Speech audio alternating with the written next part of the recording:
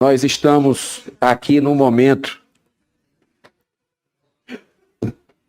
Nós estamos aqui no brincar com a palavra de Deus. Essa eu não esperava aqui, esse tipo de coisa, porque eu não, senador, aqui não é nada, senador, não é nada de piada, aqui é sério. Respeito pela sua religião.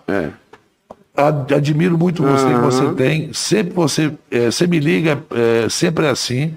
E a gente fala, Deus te abençoe, meu filho, que é uma forma carinhosa de tratar. Sim, mas as risadas eu não entendi aqui. Sinceramente, eu não entendi. Eu peço até que reponha o tempo, porque isso tira até o raciocínio, que a gente vem fazer uma coisa séria aqui e ver esse tipo de tratamento com colegas. Aliás, doutora Mayra Pinheiro, seja bem-vinda a essa comissão. Doutor Djalma Pinto, seu advogado, dos maiores juristas desse país também. A senhora foi destratada, sim. A senhora foi destratada. Pergunta que o nosso colega fez agora, que a senhora disse que não foi destratada aqui. Mas a senhora passou a semana passada sendo destratada por colegas dessa comissão, chamando a senhora de uma alcunha, de algo pejorativo, extremamente jocoso, para uma mãe, para uma mulher, para uma médica, que foi presidente do Sindicato dos Médicos, que o seu trabalho é reconhecido no Ceará. E a senhora foi destratada. Eu queria colocar que a senhora respondeu todas as perguntas aqui nesse momento. Foi de uma extrema sinceridade com as colocações. E eu acho que hoje caiu aqui a narrativa. Caiu completamente a narrativa. Eu quero ver se essa CPI ainda vai, a partir de agora, ser a CPI da cloroquina. Porque é assim que essa CPI é conhecida, senador Marcos Rogério. Eu estive no Ceará agora esse final de semana e visitei o mercado São Sebastião. Passei 3 horas lá, indo de banca em banca, conversando com as pessoas, com os feirantes, com a população que estava ali. E é isso que eles estão vendo, essa guerra política. Eu discordo do presidente da República quando ele vai e mostra um remédio, por melhor que seja a intenção dele. Eu discordo, isso não é papel de líder. Discordo quando causa aglomeração, quando não usa máscara, é um exemplo ruim. Mas foi porque ele fez esse gesto equivocado que certos medicamentos, senador Eduardo Braga, que existem há décadas, foram completamente demonizados. E a senhora deu um show aqui hoje. Explicou tecnicamente quando quiseram deixar, porque a verdade incomoda. Quando a senhora começava a falar, era interrompida. Quando ia trazer os dados, não, essa comissão não, só se ela pedir. Mas a senhora está com os dados aí. E esses dados, eu tenho acesso a esses dados, porque eu fiz um debate nessa casa, aprovado pelos colegas senadores, de 4 horas e 10 minutos, ouvindo o contraditório. Médicos renomados e cientistas renomados contra o tratamento precoce e médicos renomados, cientistas renomados a favor do tratamento precoce. E foi espetacular. Está nas redes do Senado Federal. Quem quiser pesquisar, vai no YouTube e vê, e ouve, e tire as suas próprias conclusões. Agora a história vai mostrar. A história vai mostrar quantas vidas nós perdemos por causa dessa politização feita. Não me importa se é presidente da República, se é o maior opositor dele, que defende tratamento, que defende remédio. O que me importa é ouvir médicos que estudaram a vida inteira, que fizeram o juramento de Hipócrates para salvar vidas. A autonomia deles tem que ser preservada. E existe uma perseguição implacável nesse país por causa desse tratamento. E eu vou dar meu testemunho, senador Omar Aziz. Eu vou dar o meu testemunho. Fiz mais de 10 lives, também pessoais, com médicos do Brasil e de fora. Meu pai, que mora em São Paulo, tem 77 anos, ele nem gosta que eu fale que ele tem muitas comorbidades, mas ele, asma, bronquite, sobrepeso, e uma das grandes médicas, que a senhora falou o nome dela há pouco aí, eu não posso deixar de dar esse testemunho, senão não coloca a minha cabeça no travesseiro. Médica renomada de São Paulo, que está sendo perseguida hoje, doutora Luciquer, ela disse para ele, assim que ele foi infectado, senador Eduardo Braga, pai, o senhor tem um pai que ama muito. Triplique a dose de ivermectina. Médico falando. Médica. Meu pai, praticamente assintomático. Como é que eu não vou ter gratidão por esse tipo? Porque como é que a gente não vai ouvir essas pessoas? Eu estou aqui nessa comissão, graças a Deus, não fui infectado ainda, sei que pode chegar a minha vez, que vai chegar, mas eu estou fazendo com recomendação médica, tratamento preventivo ou profilático, e se tiver que fazer o tratamento precoce, eu vou fazer, porque eu acredito nos médicos. E eu vejo boa vontade dos médicos que têm feito um trabalho heróico contra narrativas que, pela política, tem tomado realmente o Estado aqui, tem tomado o nosso país de forma injusta. Eu queria dizer para a senhora, fazer o quê? Poucas perguntas, que não vai dar, o tempo já foi para o espaço. A saúde do Brasil é tripartite. Portanto, a gente não pode querer responsabilizar temos que ver todos. Todos os entes. O presidente está aqui se comprometendo para amanhã a gente tentar, pela primeira vez nessa CPI, depois de um mês de trabalho, que a gente está completando essa semana, ver os bilhões de reais que foram destinados para estados e municípios de verbas federais, e a gente vai ter a oportunidade de ver isso. Espero que sim, porque foi o que eu mais ouvi no mercado. E a gente precisa buscar todos os responsáveis pelo que nós estamos passando. Cada vida é importante. Cada vida é importante. Doutora Mayra, é verdade que o FDA americano e ministérios da saúde de vários países somente podem autorizar o uso emergencial de uma vacina ou medicamento enquanto não existir tratamento aprovado para aquela doença, e que isto certamente contribui para uma grande resistência a medicamentos baratos. E aí tem um lobby da indústria farmacêutica, que não é brincadeira, que atua no mundo todo em grandes corporações, e que já perderam suas patentes, esses medicamentos baratos, que constituem-se fortes concorrentes pelo seu excelente custo, efetividade e segurança comprovada há décadas. Queria lhe fazer essa pergunta. De forma bem objetiva, por favor. Senador, a gente já deu uma explicação anterior sobre a questão desses medicamentos sem bula. Para que a gente possa obter bula dos medicamentos que nós estamos usando de forma reposicionada, ivermectina, hidroxicloroquina, cloroquina e muitos outros, colchicina, nós precisamos que a indústria farmacêutica demande estudos. Esses estudos são muito caros. Cada um deles, que a gente chama de estudo pivotal, está na ordem de 19 milhões de dólares.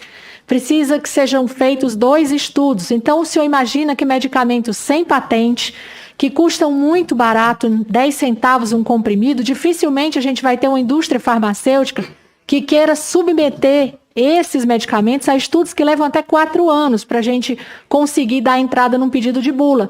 É muito mais interessante para a indústria farmacêutica ela utilizar medicamentos que um frasco ampola custa 17 mil reais. Perfeito. Um imunobiológico que o frasco ampola custa 24 mil reais. Então, essa disparidade, ela existe e é muito franca e clara em todos os países do mundo. Doutora Mayra, é verdade que há centenas de estudos, incluindo vários ensaios clínicos randomizados, duplo cego, prospectivo, e até várias meta-análises em pré-prints e publicados, demonstrando que medicamentos como a ivermectina hidroxicloroquina, dentre outros, diminui os índices de agravamento e de letalidade da Covid, que recentíssimo estudo com 220 mil pessoas na cidade do México demonstrou grande eficácia da ivermectina na prevenção da Covid? Sim, isso é público. O próprio México fez uma declaração nos últimos dias em cadeia nacional.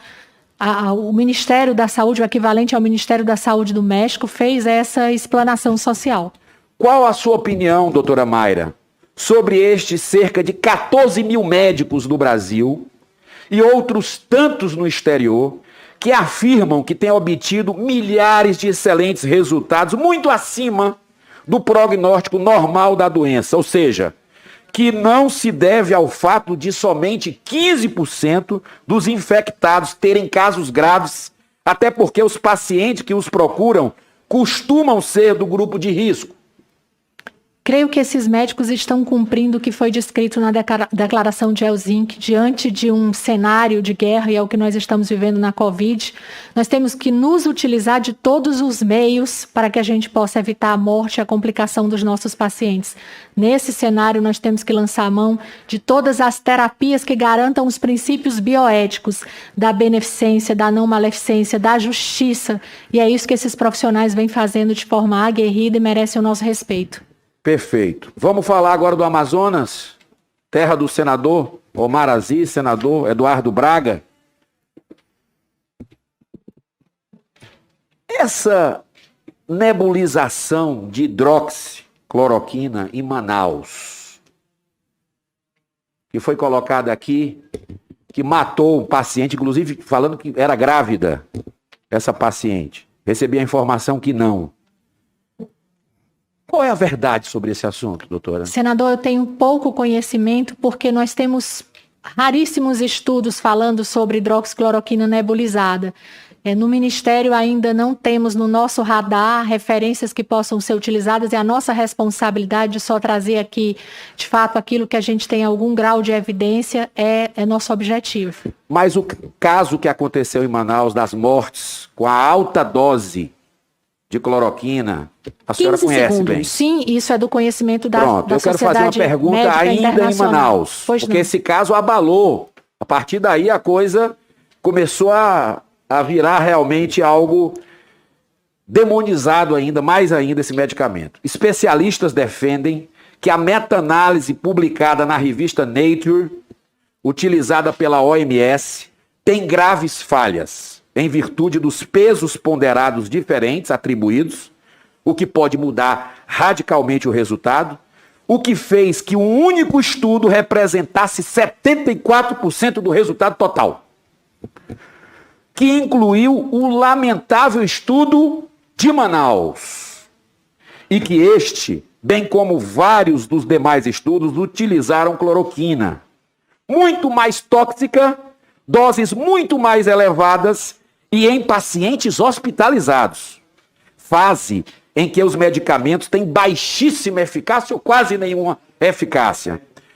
Que o próprio estudo declara que o medicamento foi utilizado em pacientes com maior risco cardíaco, e que o próprio estudo reconhece não ser possível afirmar que faleceram por conta da droga. Essas informações são procedentes, doutora Maia? Sim, sim. Inclusive, uma delas o senhor não mencionou aí.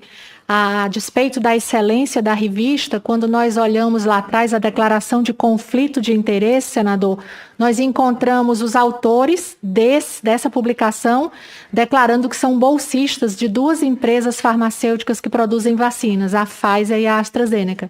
Então, temos todos os vieses metodológicos que o senhor já citou, a colocação na meta-análise desse trabalho de um artigo que já foi refutado pelas mortes que provocou. Então, existe uma série de detalhes metodológicos que fazem com que esse artigo, a despeito da gente ter uma revista de excelência, ele não possa ser utilizado como um artigo criterioso para as nossas citações e para a nossa referência. Perfeito. Última pergunta, senador.